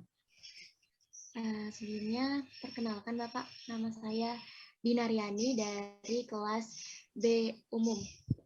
Nah, tadi mengenai penjelasan Bapak tentang EQ, itu ada yang namanya proses pengendalian diri, di mana kita dapat dikatakan EQ itu baik ketika kita bisa mengendalikan diri kita dengan baik. Nah, ya, di sini. Nah, yang kita ketahui bersama bahwasanya di lingkungan sekitar kita bisa melihat ada sebagian orang yang mungkin dapat mengendalikan diri mereka dengan baik, mengendalikan emosionalnya. Tapi ada sebagian orang juga yang mungkin tidak mampu mengendalikan diri atau emosionalnya dengan baik. Walaupun motivasi apapun yang didatang, itu terpental semua, Bapak. Nah, memang tadi seperti yang Bapak bilang, kita bisa ketahui bahwasanya ketika hal itu terjadi dalam diri kita, kita merasa tidak nyaman dalam hal tersebut. Nah, yang saya ingin tanyakan di sini adalah bagaimana caranya kita bisa membina hubungan baik dengan emosi yang kita miliki sehingga kita mampu mencapai tingkat emosional yang baik pada diri kita. Terima kasih Bapak, itu saja. Iya. Oke, terima kasih ya atas pertanyaannya, Dina. Jadi terkait EQ ini ya tadi benar, bagaimana cara kita bisa mengelola perasaan diri kita sendiri ya. Jadi ada beberapa memang kita seringkali temukan begitu, seseorang yang tidak mampu mengendalikan emosinya, emosi dirinya. Kalau dia sedih, sedih banget. Kalau dia ceria-ceria banget, nah nanti ini kesannya dia mengalami gangguan emosi. Nah, kalau kita berbicara mengenai sistem penyakit-penyakit pada sistem saraf, itu salah satunya ada penyakit depresi ya, depresi, ansietas, kecemasan yang berlebihan. Nah, itu semua. Jadi kalau misalnya ada orang tadi kan yang tidak bisa kita motivasi, tidak bisa kita nasehati, kita perlu curiga apakah memang sudah terjadi kondisi patologis atau kondisi gangguan pada diri orang tersebut. Maka kita perlu bawa orang tersebut ke psikiater untuk kita konsultasikan. Seseorang yang normal itu dia akan mampu dengan mudah mengembalikan emosinya. Kita pun yang normal, sedih itu manusiawi, putus asa itu manusiawi. Semuanya itu manusiawi karena kita mampu merasakan hal tersebut. Nah, yang seorang yang sifatnya normal, dia tidak akan berlarut-larut menghadapi persoalan tadi frustasi, stres, kecemasan. Itu kalau orang normal sih dia misalnya ketika dia mendapatkan suatu permasalahan, dia gagal gitu ya, dia stres, dia frustasi itu wajar, tapi mungkin paling 1-2 hari. Selebihnya dia mampu bangkit lagi, dia mampu normal lagi. Nah, itu artinya seseorang itu bisa dikatakan memiliki EQ yang normal, yang bagus begitu ya. Karena dia bisa mengendalikan apa yang dia hadapi saat ini. Namun ada satu kondisi di mana orang itu ketika dia gagal, dia frustasi, bahkan dia hampir ingin melakukan bunuh diri gitu ya. Nah, itu artinya sudah ada kondisi patologis yang terjadi pada dirinya, sehingga dia perlu memeriksakan diri ke psikiater. Kalau kita belajar pada konsep obat-obatan sistem saraf, jadi orang-orang yang tidak bisa mengendalikan emosi itu berkaitan juga dengan fungsi otaknya. Tadi kan saya sudah jelaskan, di otak itu ada senyawa kimia yang disebut dengan neurotransmitter, di mana neurotransmitter itu harus sifatnya, jumlahnya, fungsinya harus seimbang. Neurotransmitter itu ada yang sifatnya eksitasi, ada yang inhibisi. Yang eksitasi itu adalah neurotransmitter yang sifatnya membuat kita selalu bahagia, semangat. Contohnya serotonin, kemudian dopamin. Kalian pernah dengar kalau kita makan coklat, kita merasa feel-nya lebih enak gitu ya. Nah, itu karena di coklat, kita makan coklat itu kita mampu menambah hormon yang disebut dengan endorfin, yang mana nanti kaitannya dengan neurotransmitter serotonin yang ada di dalam otak kita. Nah, di dalam tubuh kita itu dia seimbang. Jadi hormon neurotransmitter yang sifatnya inhibisi itu dia seimbang dengan neurotransmitter yang sifatnya eksitasi. Jadi sedih itu tidak berlebihan, senang juga tidak berlebihan. Nah, orang yang mengalami ketidakseimbangan ini tentunya dia akan mengalami gangguan dalam proses pengaturan emosinya dia. Sehingga dia harus ditreatment secara farmakologis dengan cara menggunakan obat-obatan, di mana obat-obatan itu fungsinya untuk menormalkan, menyeimbangkan kembali sistem neurotransmitter tadi, sehingga dia bisa mengatur emosinya kembali. Begitu. Lalu bagaimana cara menstabilkannya? Cara menstabilkannya adalah tergantung pada dirinya masing-masing. Tadi kalau misalnya dirinya masih bisa menerima motivasi, menerima arahan dan masukan dari lingkungan di sekitarnya, maka artinya dengan cara seperti itu dia sudah cukup. Kan kita sebagai orang di luar dirinya, kita tidak bisa mengubah dirinya kan kalau dirinya tidak mau berubah. Artinya itu tergantung lagi sama orang tersebut. Tapi kalau misalnya kita sudah berusaha misalnya melakukan nasihat, motivasi dan lain sebagainya, tapi dia juga tidak berubah, ada dua hal, entah memang dirinya sendiri yang tipenya seperti itu, atau dia mengalami kondisi patologis yang perlu kita lakukan pengobatan secara farmakologi. Begitu tentunya harus atas diagnosa dari psikiater atau dokter kejiwaan. Kan kalau orang-orang yang gangguan itu tadi mereka bisa mengalami depresi dan juga kecemasan dalam waktu yang singkat, terus moodnya berubah-berubah, mood swing gitu ya, artinya di situ tidak stabil jiwanya. Nah, itu patut diberi apa ya istilahnya, kita kayak semacam aware sama orang-orang yang seperti itu. Apakah dia punya latar belakang tertentu, atau apakah ada suatu hal yang menyebabkan dirinya bisa mengalami hal seperti itu. Jadi harapannya kalau orang yang mengalami itu terbuka, maka kita tahu kan, kita sebagai orang yang normal, mungkin kita bisa memberikan solusi-solusi tertentu untuk dia bisa menghadapi permasalahannya. Karena biasanya mau tidak mau orang-orang seperti itu kita tetap harus rangkul untuk, karena kalau misalnya dia sudah berpikiran berlebihan, maka tadi takutnya dia mengalami yang namanya keinginan untuk bunuh diri, seperti itu sangat berbahaya sekali. Jadi EQ ini kita bisa pahami ya, dia memang menjadi salah satu yang sangat penting selain IQ. Kalau IQ kan kalau IQ kan kita bisa bilang dia kalau misalnya IQ-nya rendah dia cuma lemot gitu ya, dia tidak bisa menanggapi kita komunikasi. Tapi kalau EQ-nya itu yang tidak bagus, sangat sulit sekali, dia bisa marah dengan mudah, dia bisa amarah yang berlebihan, dia bisa bunuh diri. Nah, itu sangat berbahaya sekali. Jadi di sini kita bisa lihat bahwa EQ dan juga IQ dan juga nanti SQ itu harus seimbang satu sama lain, karena dia punya part-part atau bagian dari masing-masing. Begitu ya Dina, ada. Ya, baik. Bapak, terima kasih banyak Bapak. Oke, yang lain ada yang ingin ditanyakan?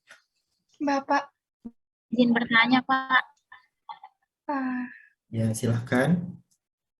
Perkenalkan, nama saya Cantika Febriani dari kelas B Farmasi Umum.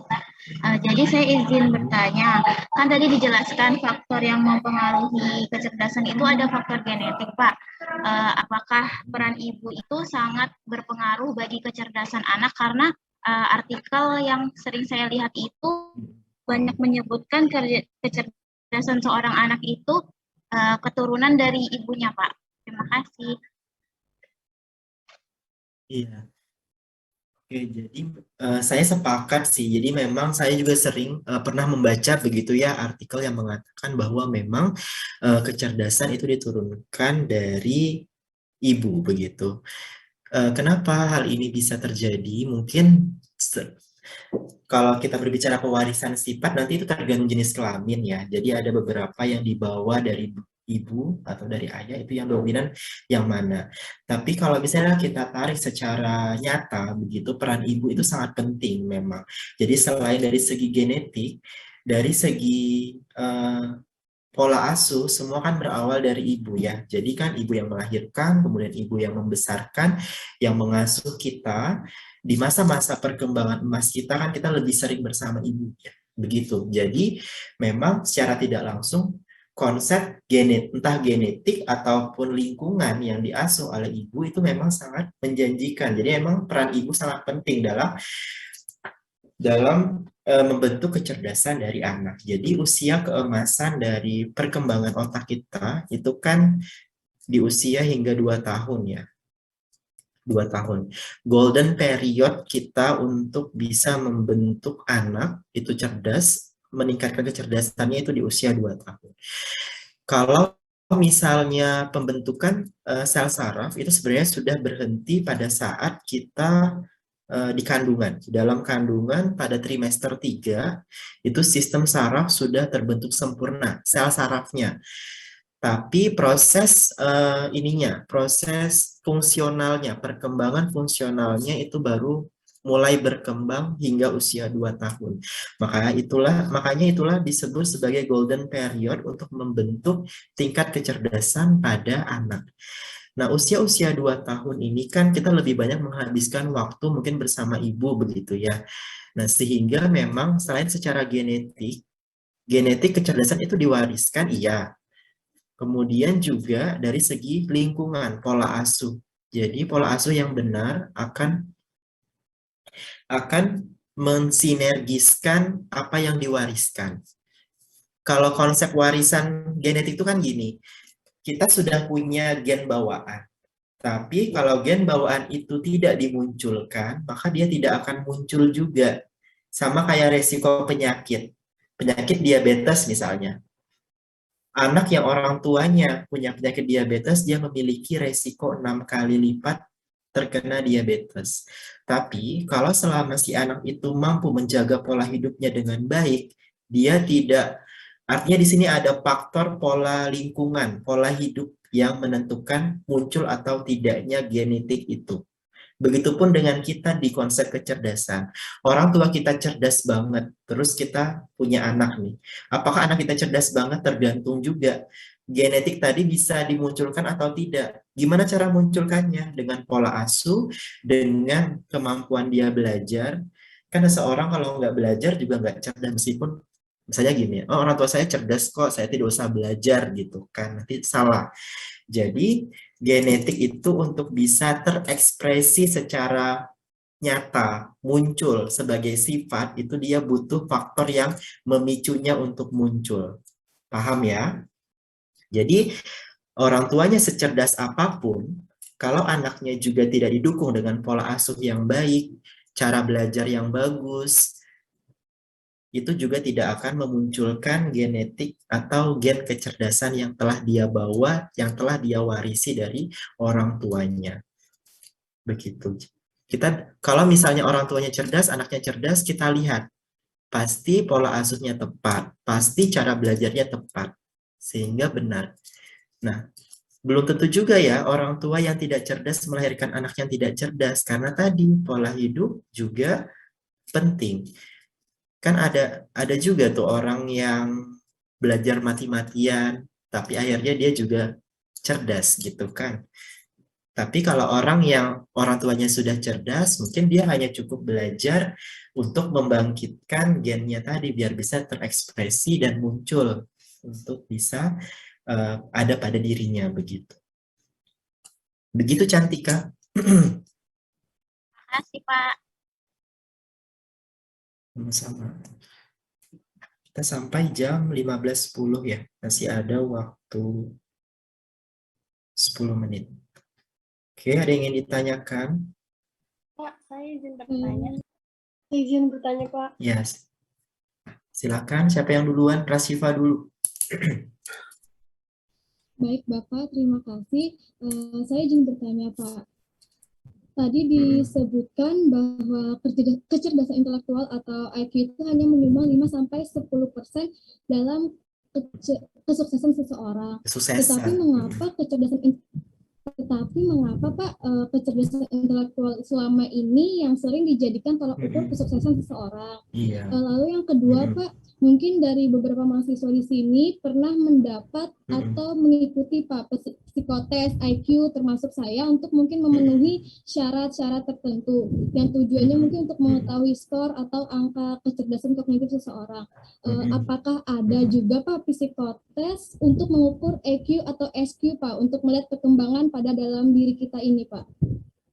Mungkin itu saja yang saya ingin tanyakan Pak. Terima kasih. Iya, jadi kenapa IQ itu menjadi tolak ukur kita selama ini? Karena kita hidup di lingkungan akademik.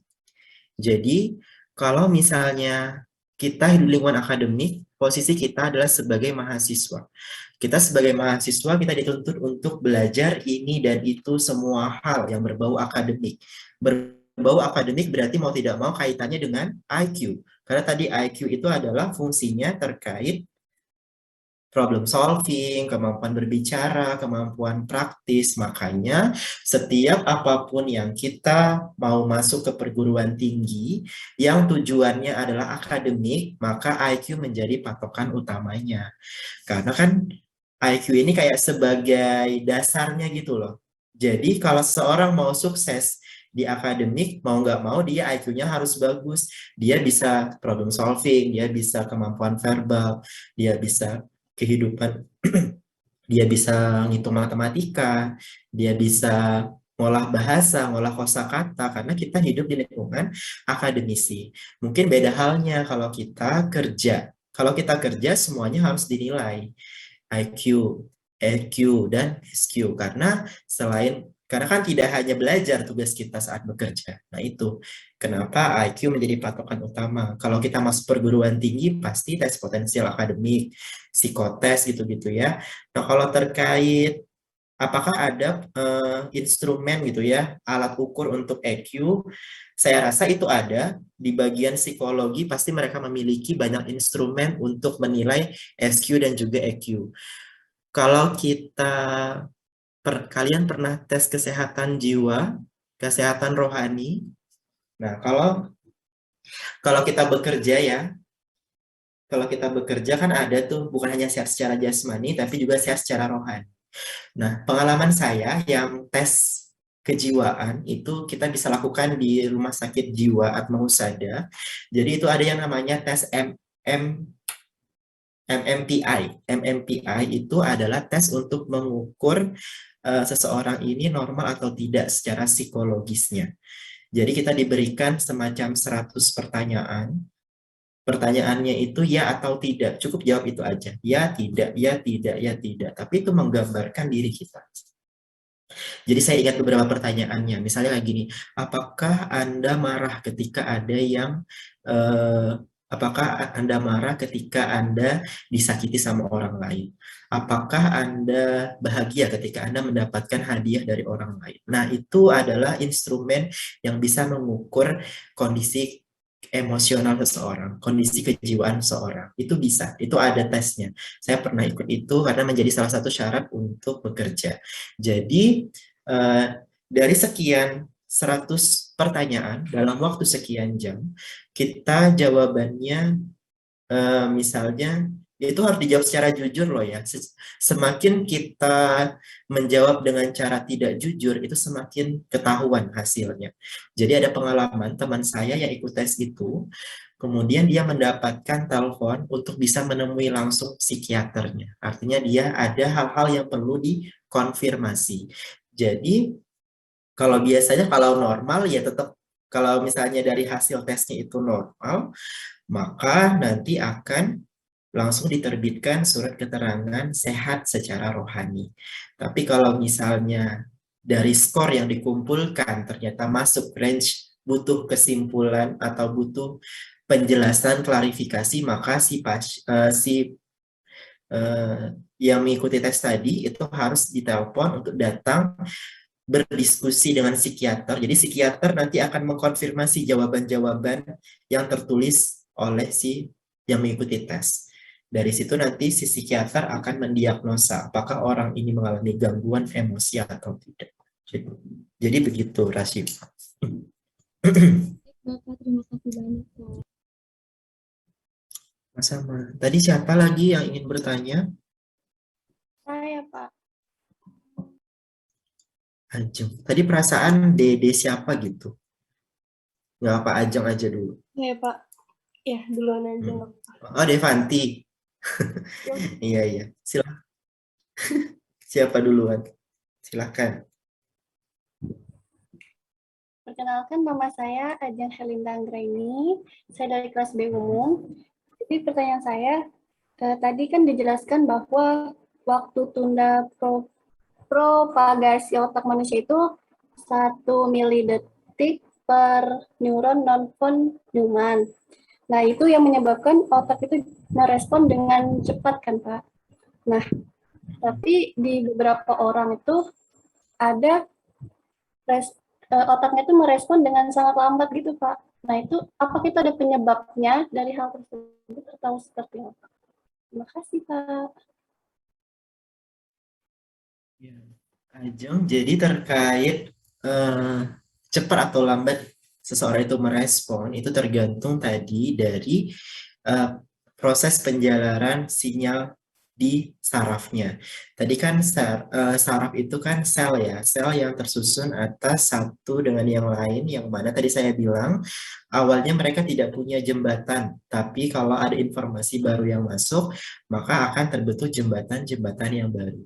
Nah, seseorang yang responsifnya itu tidak cepat, itu kemungkinan adalah karena dia butuh waktu untuk membentuk tadi. Artinya, proses pembentukan jembatan itu belum ada. Mungkin saja dia menganggap itu hal yang baru atau daya ingatnya rendah. Kalau orang yang daya ingatnya kuat kan otomatis jembatan itu udah ada. Jadi tinggal loncat-loncat aja info itu. Sedangkan orang yang mungkin, misalnya kita nih, kalau kita sudah belajar, contohnya aja tadi pelajaran saya ini kan, kalau setelah ini saya tanya lagi, misalnya apa tadi fungsi dari hipokampus gitu kan. Nah, orang yang sudah mengingat dengan baik, maka dia akan menjawab dengan cepat. Karena tadi pembentukan jembatannya sudah cepat, sudah ada, tinggal dilewatin aja. Tapi kalau misalnya orang yang saya tanya, apa tadi fungsi hipokampus, terus lama dia jawab. Mungkin tadi dia tidak ingat, atau informasi yang sudah saya jelaskan tadi tidak masuk ke otaknya. Jadi jembatannya tidak ada.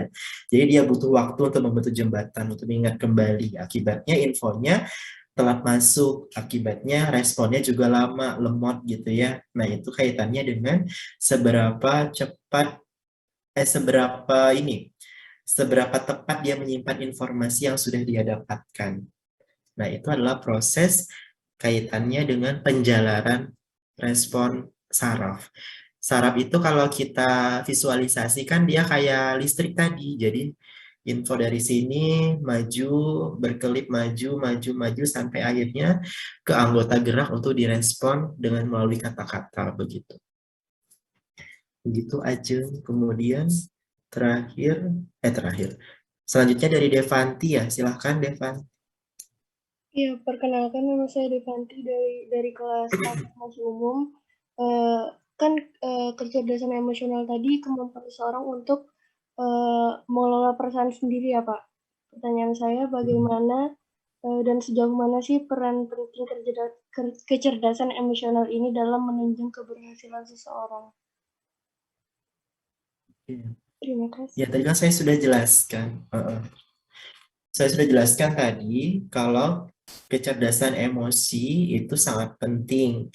Kenapa? Karena kalau orang itu tidak bisa kontrol perasaan dirinya, gimana dia mau berkomunikasi baik dengan orang lain. Sedangkan kita untuk bisa sukses, kita butuh orang lain. Kalau misalnya kita sebagai atasan, kita punya bawahan. Terus kita ini IQ-nya bagus, tapi EQ-nya tidak bagus. Jadi kalau misalnya kita dapat masalah, kita uring-uringan. Kita kemudian uring-uringan, terus kita kemudian marah-marah. Nggak ada tuh yang mau jadi bawahan kita, akhirnya kita ditinggalkan orang. Terus kemudian, kalau misalnya suatu saat kita dapat suatu persoalan yang sulit dipecahkan, kita mengalami stres, kita frustasi, akibatnya kita kehilangan semangat, maka tidak bisa kita melakukan usaha apapun. Bagaimana caranya mau sukses kalau kita tidak bergerak, kita tidak berusaha? Nah, itu sangat penting sekali, berarti kan kecerdasan emosi, kemudian terkait empati dan keterampilan sosial. Kita merupakan makhluk sosial yang butuh satu sama lain. Ketika kita memiliki rasa empati, maka kita akan merasakan apa yang mereka rasakan, yang orang lain rasakan. Maka akan timbul keinginan kita untuk bisa membantu satu sama lain. Sehingga orang yang emotional question-nya bagus, maka akan punya banyak orang, banyak teman. Dan kalau kita menolong orang lain, maka nanti kita akan ditolong sama orang lain gitu ya. Nah, kita bisa bayangkan kalau hal itu kita tidak temukan pada diri kita, gimana cara kita bisa berinteraksi secara sosial dengan orang lain. Orang mau dekat kita sudah takut duluan. Dia itu suka marah-marah gitu kan. Dia tidak pernah nolong kita. Kemudian dia kalau misalnya frustasi, itu dia tidak bisa ngapa-ngapain lagi. Sudah sampai di situ saja. Jadi orang-orang yang emosinya tidak bagus, maka tentunya sangat merugikan dirinya sendiri dan orang lain. Sehingga sangat sulit untuk bisa mencapai kata sukses. Begitu. Devanti.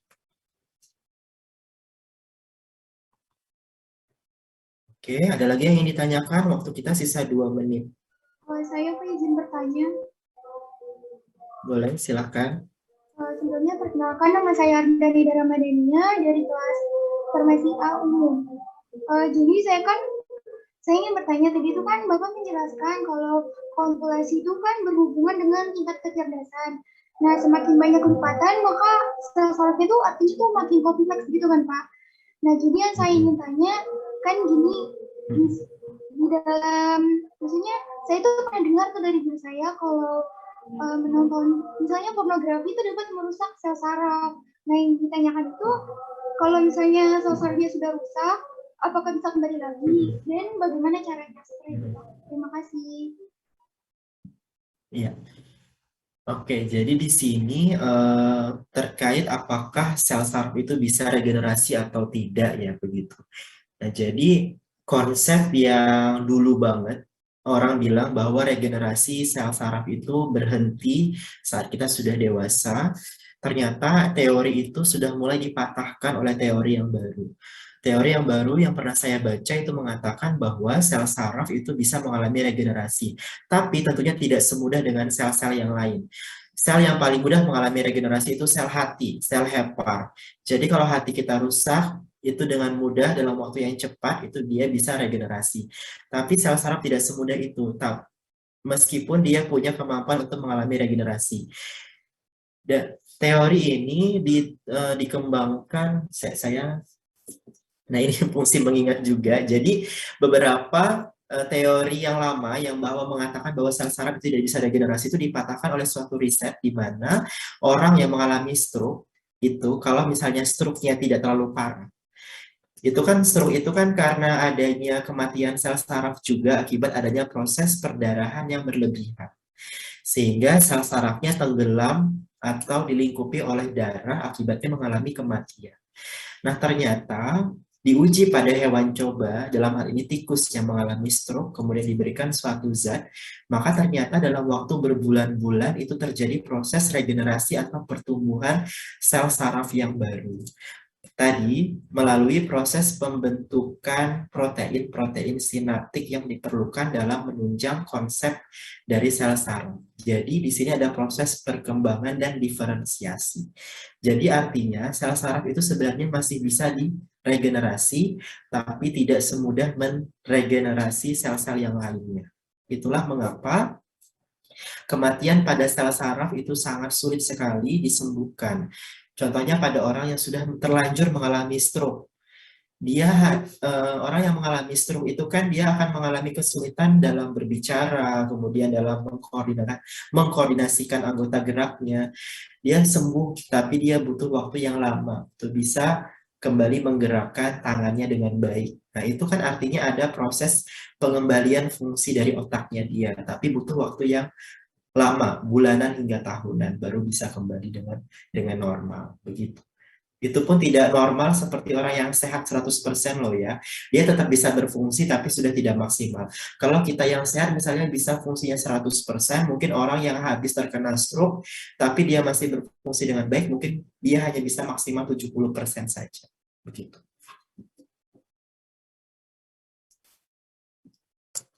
Oke, ini sudah lewat. Saya rasa sekian ya, saya cukupkan untuk perkuliahan saya hari ini.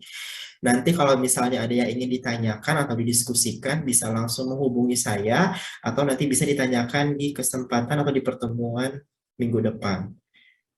Oke, semoga apa yang kita pelajari hari ini bermanfaat untuk kita ke depannya.